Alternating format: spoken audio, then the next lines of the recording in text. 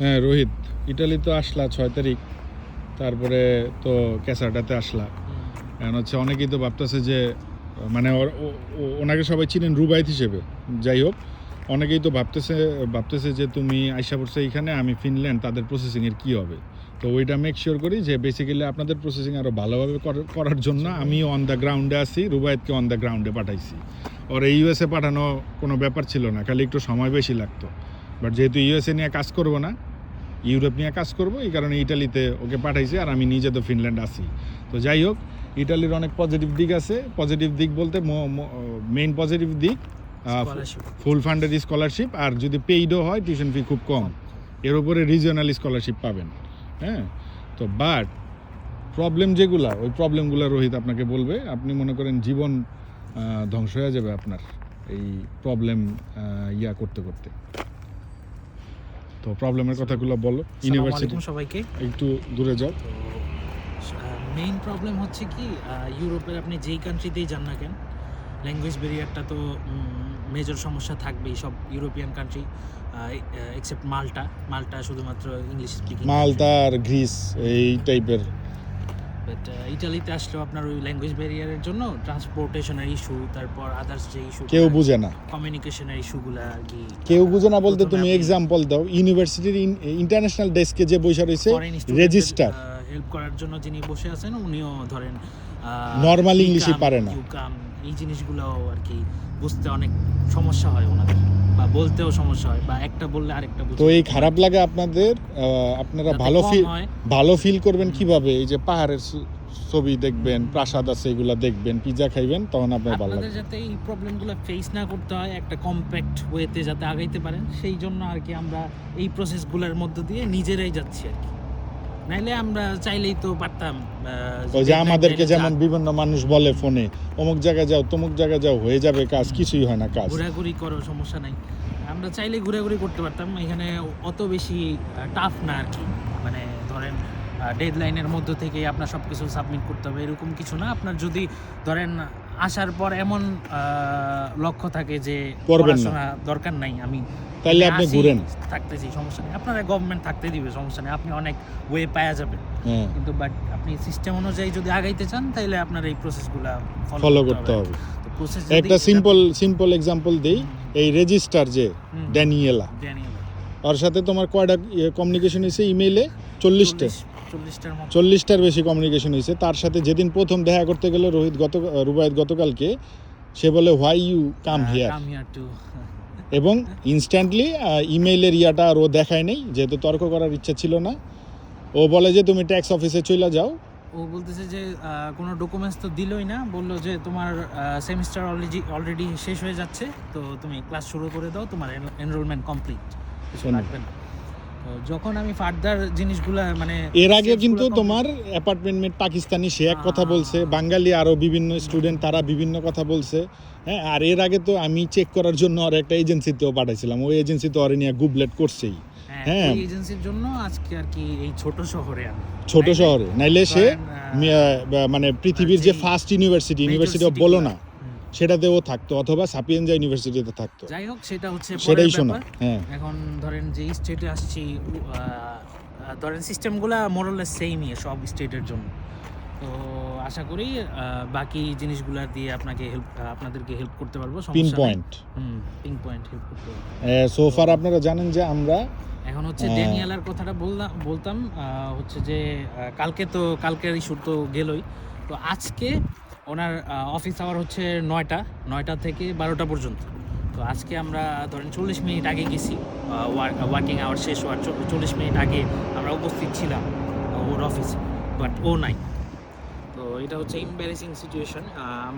আমাদের মাথায় একটাই কাজ করে যে ইউরোপে হচ্ছে সব কিছু টাইম টু টাইম হয়, অফিস আওয়ারও যেহেতু 12টা পর্যন্ত লেখা, ও 12টা পর্যন্ত কাজ করবে। মানে ফিনল্যান্ডে করে, কিছু কান্ট্রিতে করে, টু কান্ট্রি ভ্যারি করে আর কি। বাট এইখানে ওই সিস্টেম না, এখানে আসলে আপনি বাংলাদেশি ফ্লেভার পাবেন, বাংলাদেশি সিস্টেম।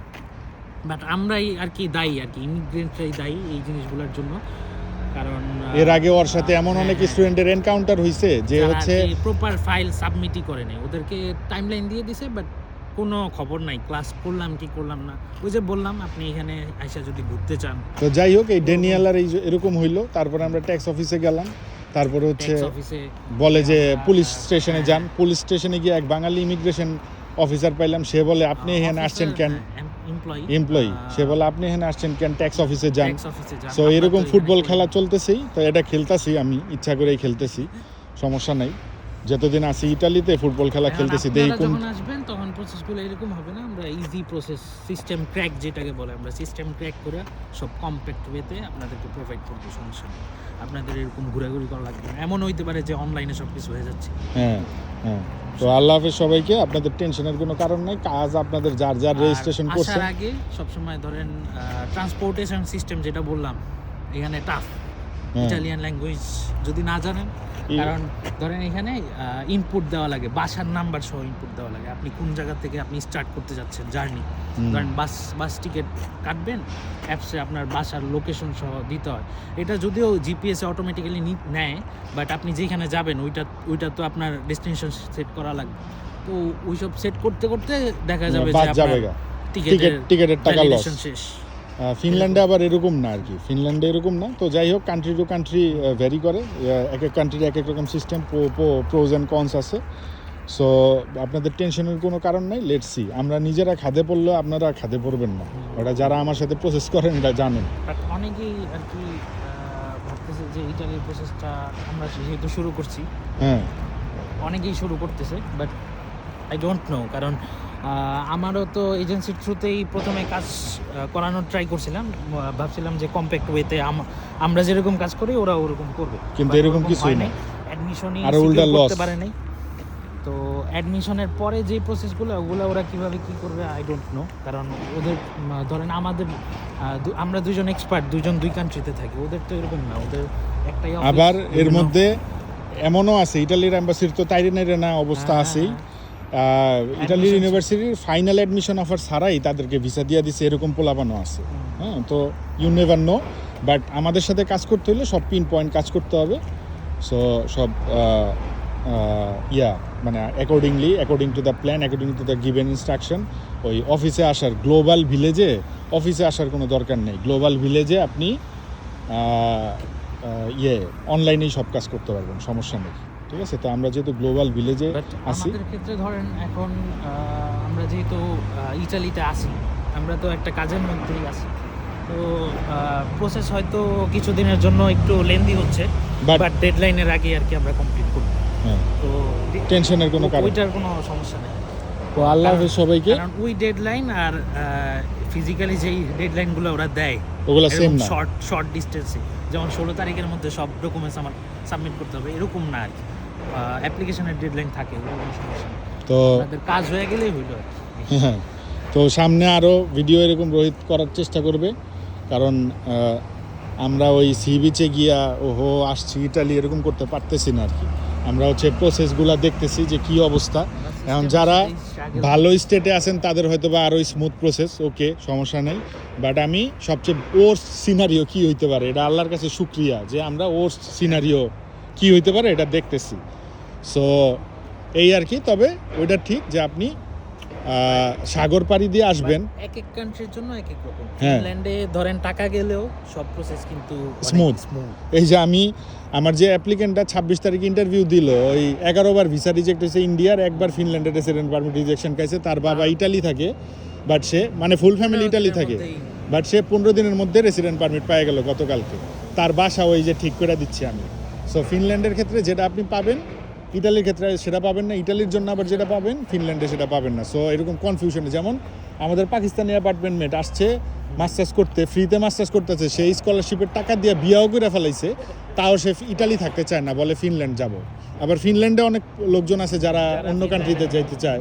হ্যাঁ, তো এটা পার্সন টু পার্সন এক একজনের এক এক রকম তো আপনি আপনাদের মতো প্ল্যান করে আগান। কান্ট্রিতেই যান না কেন, যাওয়ার পর আর কি ধরেন ওদের সাথে মিশা যায়, কোনো জায়গায় কথা শোনা যাবে না আর কি, যে এই ভাই ওইটা বললো, ওই ভাই এইটা বললো, আমি এটা করি, এরকম। আমরা যেটা বলবো ওই অনুযায়ী আমাদের থ্রুতে যদি করান প্রসেস, তাহলে ওই অনুযায়ী আগাবেন, বেশি বুঝলেই ধরা, ঠিক মতো আগাবে আর কি। হ্যাঁ, তো আল্লাহ হাফেজ সবাইকে। আর আমি একটু লোকাল ল্যাঙ্গুয়েজ মাইরা দিই মাঝখানে, কারণ দরকার আছে আপনাদের, মানে আসলে তো স্টুডেন্ট কম দিন থেকে ডিল করতেছি না, তো এই আর কি। তো ভালো থাকেন সবাই, আল্লাহ হাফেজ।